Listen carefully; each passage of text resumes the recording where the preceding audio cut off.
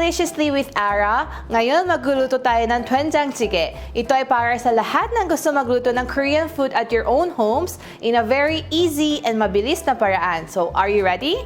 Tara na! So, basically, ang doenjang jjigae, ito ay isa sa pinakasikat na home-cooked food na palaging niluluto nila mga nanay sa bahay.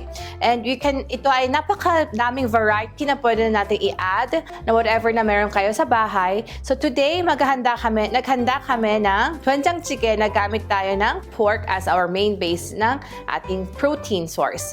So I want to introduce about doenjang. Ito kasi ay miso paste or soybean paste actually. Ito ay gawa sa soybean at asin.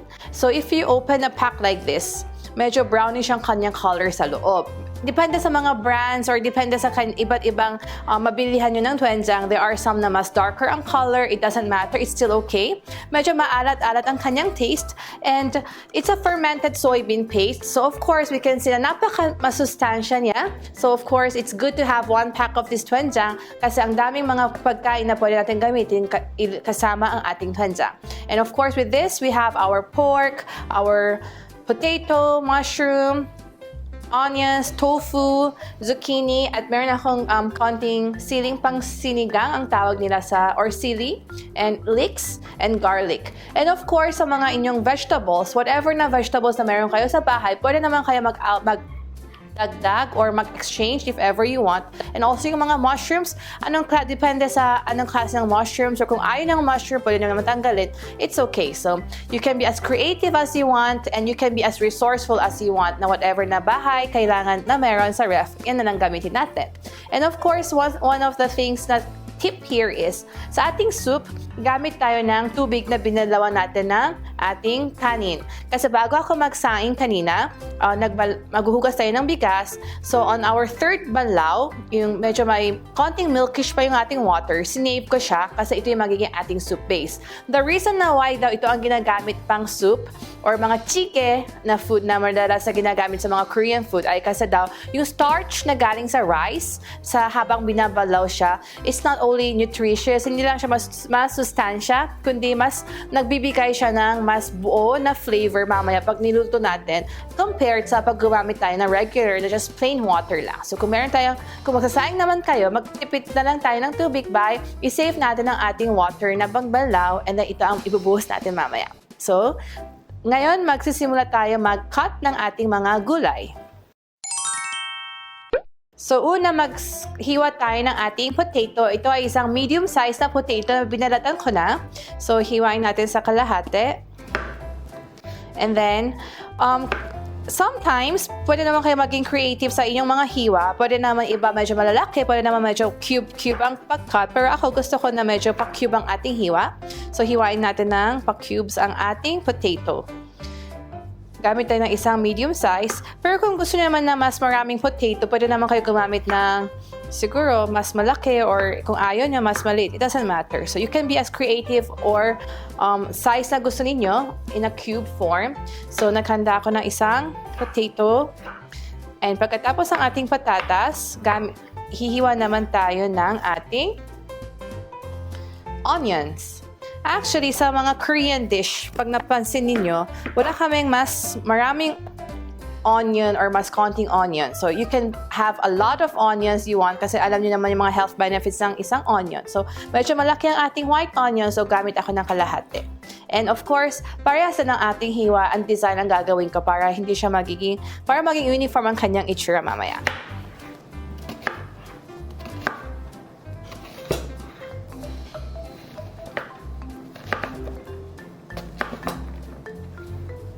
So there we have our onions. Itatabi ko lang siya dito sa ating tray na hinanda sa harap.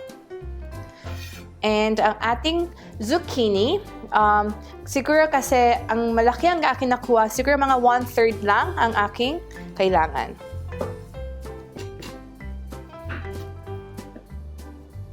So syempre ito rin parehas na form at in size ang gusto kong ma-achieve. So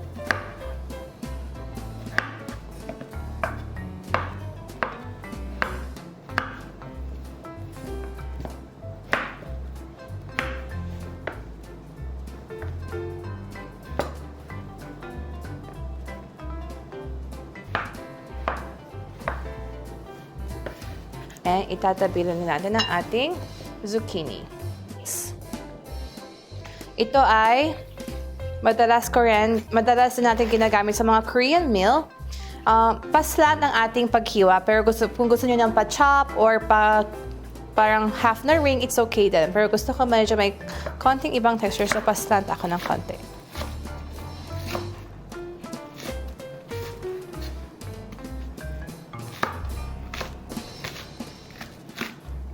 So ngayon, maghihiwa tayo ng ating tofu. So basically, ang tofu, pag pumunta kayo sa mga palengke or groceries, makikita ninyo yung mga regular na tofu na maliliit na ginagamit natin sa mga tokwat baboy na recipe. But for this, gusto ko i-recommend yung medyo malaking tofu na makikita ninyo ngayon. The Korean tofu, kasi it comes in a mas malaking pack like this. Kasi pag gumamit tayo ng regular na tofu or tokwa, medyo, ang texture niya ay medyo mas mapait pag ilalagay natin siya sa ating sabaw. So, we want to recommend using the Korean tofu o yung medyo malaki na makikita ninyo. So, kanina, nilagay ko siya sa cheesecloth para medyo ma-drain ng konti. At hindi ako gagamit ng buo, siguro kalahati lang ang aking kailangan. So, kalahati lang ang kunin ko. And hiwain natin din ng pa-cubes para uniform din ang kanyang itsura kasama ng ibang ating ingredients.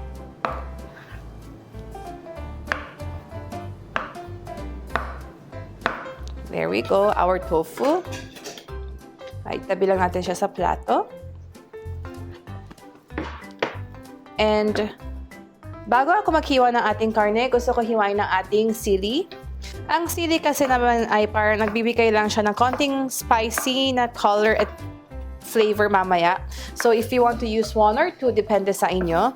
Pero gamit na lang ako siguro ng 2. Pero, depende mamaya, hindi siguro ko ito ubusin. But anyways, 2 na paslant din ang aking hinanda. So, ilagay ko ang aking sili dito. And yung mushrooms, kasi ang aking hinanda was enoki mushrooms. Hindi ko siya hihiwain pa half kasi hindi siya maganda tingnan sa soup. Ang gagawin ko lang ay siguro ay parang pupunitin ko lang siya like this. Kasi ito ay parang madali lang maluto and then more of parang pang-decorate after ng ating kompleto ng ating chike. So, hiwain lang natin ng ganito. Punit-punitin lang natin ng ganito. Or syempre, pwede kayo gumamit ng any kinds of mushroom na meron kayo sa bahay or yung mga mga favorites niyo, yan din naman ang pwedeng gamitin. And ngayon, hiwa tayo ng ating pork. Ang pork, pwede kasi ng any kinds of cut or kahit yung mga natira after magluto kayo ng adobo or menudo or whatever na pork na meron kayo, pwede naman. So this one I'm using is a pork steak. Pero mas maganda na gumamit tayo ng pork na may konting taba kasi yung flavor na galing sa taba sa soup broth ay mas enriching siya. So pag tayo puro karne lang, meat part lang, mas maganda yung may konting taba. Pwede kayo gumamit here ng lechon, ng liempo part or whatever, kasim or pige, basta may konting taba. And this is around 100 grams. Pwede naman kayo magdagdag or kung ayaw naman ng karne, pwede naman ninyo tanggalin. Pero mas masarap konti kung may konting karne. And kung wala kayong baboy sa bahay, pwede naman kayo gumamit ng beef or anything. Pero hindi ko lang siya na-try na gumamit ng chicken. So my recommendation is pork or beef. So there we have our ingredients ready. Ngayon, sisimulan ko na iluto ang ating doenjang jjigae. So, simulan natin pakulo ang ating soup. Buksan ko ang fire. And we will use our tukpegi or this kind of yung black na pot. Pwede naman kayo gumamit ng any kind of caldera na meron kayo sa house. But if you want to feel like the parang authentic na Korean soup sa jjigae sa bahay ninyo, you can, I think marami na siya ngayon mabibilihan sa mga supermarkets or groceries or department stores. I know ito ay gawa sa parang clay. Matagal siya magpakulo pero it retains yung heat ng matagal. So this is perfect for like jjigae na pagkain or soup kasi yung mga Koreans gusto nila kumain ng kanilang sabaw na mainit. So there, medyo na open ko yung ating fire. So buhusan ko yung kanina, yung tubig na binalawan ko ng ating bigas bago ako magsaing.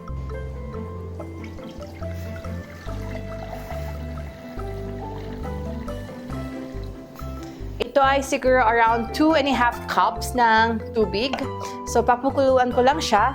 And then, habang hinihintay ko siya magpakulo, i-melt ko na yung aking, ibubuhos ko na pala ang aking pork. Kasi gusto ko na habang hindi pa siya mainit, yung oil galing sa taba ng baboy ay magbublend na dun sa soup. So, i-add ko yung aking pork na kanina na kinat. And then, hintayin ko lang siya mag-boil. So, pag magsisimula na siya magkukulo, tanggalin natin yung mga lumulutang na mga fats and this kind of bubbles sa isang plato. So, tanggalin natin kasi para mas magiging malinaw ang ating sabaw. There. Hanggang magkaroon tayo ng clear na soup. Kasi, habang naluluto yung ating karne na baboy, lumalabas yung kanyang sometimes yung medyo natitirang dugo sa loob or yung mga ganito. So, tanggalin natin. And then, mag-add tayo ng half a spoon ng garlic. So, half a spoon tayo. I-mix lang natin. And then, mag-add tayo ng ating doenjang or miso paste or soybean paste. So, buksan natin. And siguro sa isang pot na like this, na good for 2, dalawang spoonful, around like this, ang i-add natin. And then, just mix lang. Tunawin lang natin ng konti sa sides at haluin ang ating doenjang soup. By the way, huwag kayo mag-confuse kasi one of the isa sa mga tatlong mga pinakasikat na Korean sauce is gochujang, yung chili paste, at itong doenjang na soybean paste, at meron din naman na yung mga kinakain sa mga kasama ng mga samgyeopsal or pork, yung samjang. Normally, it comes in green na pack like this. So, hindi kailangan samjang ang gamitin, but kailangan dapat talaga doenjang or soybean paste ang ating gagamitin. So, I added dalawang spoonful, yung buong spoon na soybean, at tunawin ko siya here. Dito, pwede naman kayo mag-adjust ng level ng gusto nyo dagdagan. Hindi tayo gagamit ng asin or any form of pampaalat. Purely, kung hindi kaya medyo na bland ang lasa ng soup nito mamaya, pwede kayo mag-adjust, gamit na lang kayo ng more na doenjang. Normally, sa isang cup ng tubig, isang spoon ang ginagamit. Pero pwede kayo mag-add kung medyo gusto nyo ng mas maalat ng konti. Pag gumamit kayo ng tupig like this, you have to be careful pag nag-start na siya kumulo kasi ang bilis niya umapaw. Mabilis ang kanyang pag-process mag-obtain ng heat, pero once na nagbo-boil, mabilis na. So, tunawin ko ng konti. And then, dito sa ating mga vegetables, unahin ko yung aking onions. Kasi gusto ko yung sweetness ng onion ay lalabas na agad. So, ilalagay ko yung onion na kanina kinat natin. Lahat. I-add ko siya na dito. Para lumabas yung flavor ng onion fully. At alam niyo ba na yung onion, perfect na supplement siya kasama ng pork. So, pwede kayo mag-add ng more onion, kung gumamit kayo ng pork or any kinds. Basta perfect ang match ng onion tsaka ng pork. At haluin ko lang siya ngayon. Tapos, para matunaw lalo yung mga natitirang buong doenjang or soybean. Tapos, pakuluan ko lang siya ng isa pang beses ng konti kasi gusto ko yung aking, especially yung zucchini, ayoko siya ma-overcook. Mabilis lang din maluto yung tofu, saka ng mushroom, kaya ito talaga yung onion. Gusto ko kahit medyo malambot, yung sweetness niya ma-fully achieve ko. So, ganito lang iwanan natin hanggang mag-boil siya ng konti pa. So, sa tingin ko medyo mag-boil ng konti yung ating soup, i-add ko na ang aking potato. Dahan-dahan lang kasi medyo mainit. So, i-add ko yung aking kanina hinating kinube na potato. At haluin ko lang siya ganito. Normally, naalala ko before when bata ako, every time na umuwi ako sa bahay, either my lola or my mom, magluluto sila palagi every night on doenjang. So, yung amoy nito ay parang alam ko na it's dinner time kung maamoy ko itong food na to sa bahay. That's how home food or soul food namin ang doenjang. So, kumukulo na ang ating doenjang. Naghanda ako ng konting water sa tabi kasi pag magluluto tayo gumagamit ng tupegi, minsan ang bilis siyang umapaw. So, just for emergency, pag sa tingin ninyo, aapaw na yung soup, pwede nyo buhusan ng konting water sa tabi on the side para medyo mag-calm down ng konti. So, after 1 boil ng potato, i-add ko na ang ating tofu first. Ang aking kanina yung kalahating tofu, ilalagay ko na sa ating soup. And then, ilalagay ko na rin ang aking zucchini. There, ilalagay ko. Parang medyo nadamihan ng aking soup, pero okay lang siya. Basta i-monitor natin ng closely. There we go. And then, hanggang sa maluto yung ating doenjang jjigae. Basically, ang doenjang jjigae, di ba gumamit tayo kanina ng fermented na soybean or doenjang.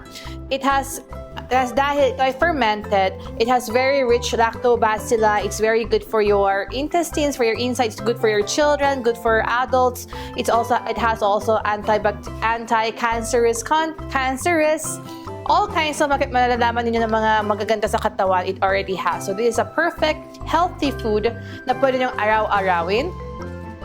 And pwede naman kanina, as I said, palitan ng mga vegetables.